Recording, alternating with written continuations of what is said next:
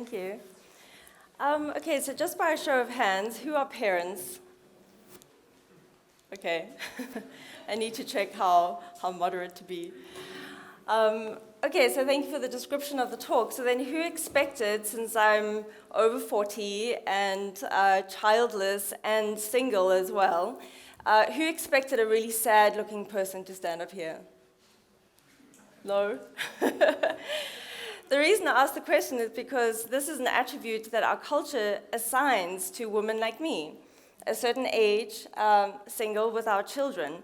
We should be sad. We should be somehow a failure. We should be depressed, and desperate is another word that I have heard assigned to women like me. And so, of course, another institution, by the way, that is wholly confused by people like me, or women like me, is Hollywood. I really challenge you to find a favorable character of a certain age who doesn't have children portrayed in our media.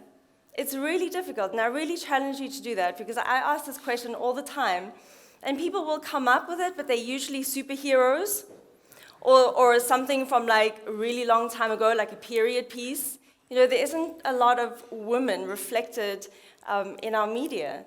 And I really, please email me if you find one, because I'm still trying to find one.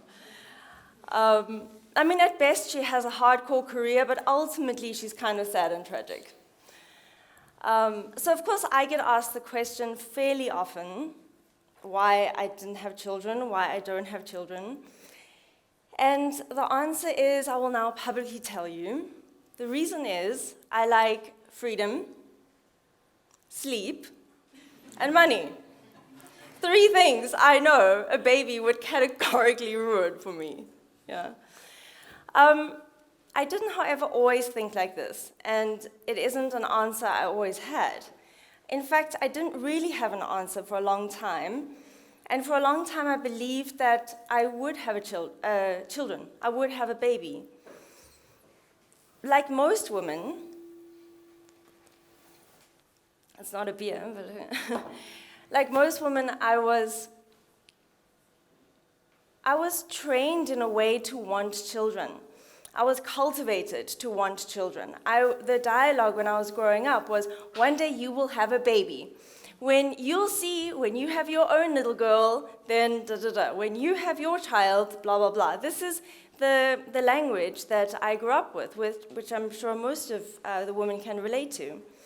Except that I had other thoughts going on in my mind. As a very, very small child, I remember my parents saying to me something again, when you have your own child, when you da-da-da. And I announced to my entire family that I was in fact going to have puppy children. I did not know, obviously, how children were made at that point. But basically, I could imagine having dogs, but I couldn't imagine having children. I also thought that literally the worst thing that could happen to a woman was to be pregnant. This is how I thought as a child. When I saw a pregnant woman, I thought, oh my God, you can't play, you can't run, you can't do anything that's fun. You look like horrible. And I really thought that this was going to be like the worst thing that could ever happen to me. You know, a couple would come back from honeymoon and they would say, oh, guess what? We're going to have a honeymoon baby. And I'd be like, damn, you just ruined everything. It's horrible for you. Like, really, these are the thoughts that I had in my mind. But no one told me, no one said to me, you know, okay, there's another path. You don't have to have a baby. I only got the message, one day you will. And you might not want it now, but ultimately the feelings will come. Your biological clock will tick, and one day the alarm will go off. Yeah, it literally never happened, okay? Never. I got to the age of 35, and the doctors were now starting to also put pressure. You know, if you don't have a baby now, guess what? Never going to happen. So then I even had this crazy idea, okay, well, maybe I should have a baby, and then the feelings will come, you know? Like, thank God I didn't do that. Especially if you look in the UK alone, 1 in 12 women admit to deeply regretting having children.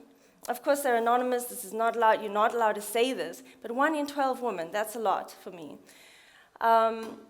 And so I started having to come to terms with my way of being and started saying, well, is there something severely wrong with me?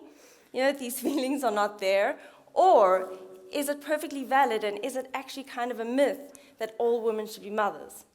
Okay, so this is what I want to talk about. I want to talk about 5 attributes assigned to people like me and hopefully shed some light on the situation.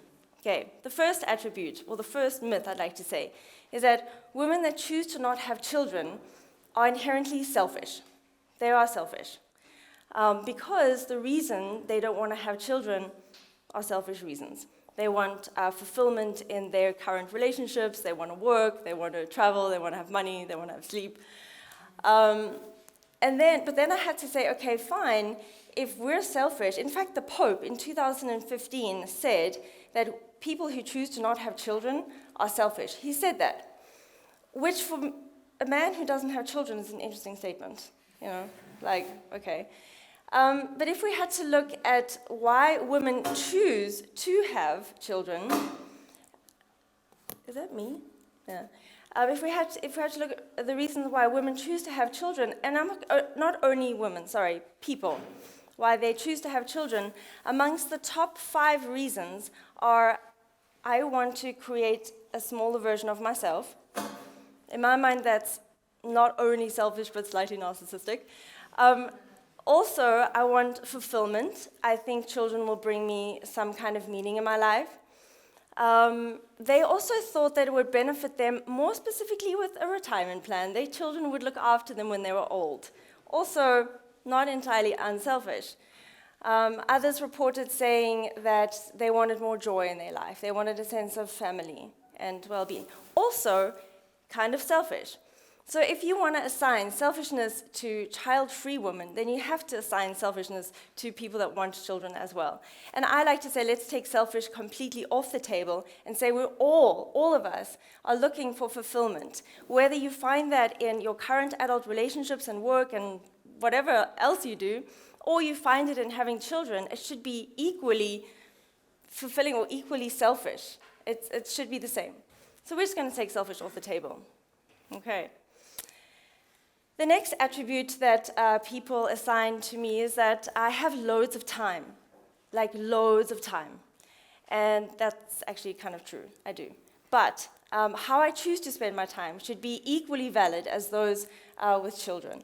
So employed women report having to work over Christmas and holidays because they don't have children. And I feel like that's rather unfair. Like what we choose to do in our private life should be seen as equal. The third attribute people assign to me is, especially when I was dating, okay, I don't date anymore, and it's another story, but I don't. When I was, okay, like say in my late 30s, the men that I would date would bring up the baby topic way before I would. You must want a baby. Not only must you want a baby, but you certainly want a baby with me. Yeah. And I'm thinking, well, I don't even know if I want another date with you, let alone your DNA. So yeah, please just don't assume that because I've reached a certain age, that I have to procreate. The fourth thing that people think of people that choose to not have children is we must hate children. We must be unnurturing and kind of cold-hearted. I like children just fine. I like nice children. I don't like horrible children. I like nice adults. I don't like horrible adults. It's the same for me. However, this nurturing thing, why is it that women have to be assigned the attribute of nurturing? Why do we have to be nurturing? So I was told also many times, don't worry, there are many ways to mother. You can mother your yoga students. You can mother your clients. You can mother your nephews and your nieces.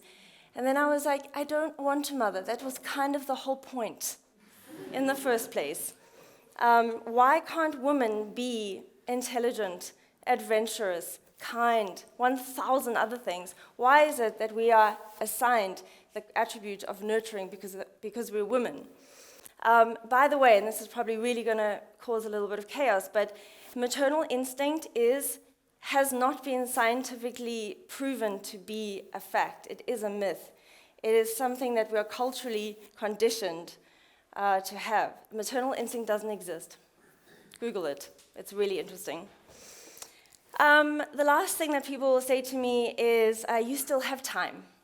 Don't worry. My aunt's sister's cousin had a baby when she was 46. There's still time. Okay.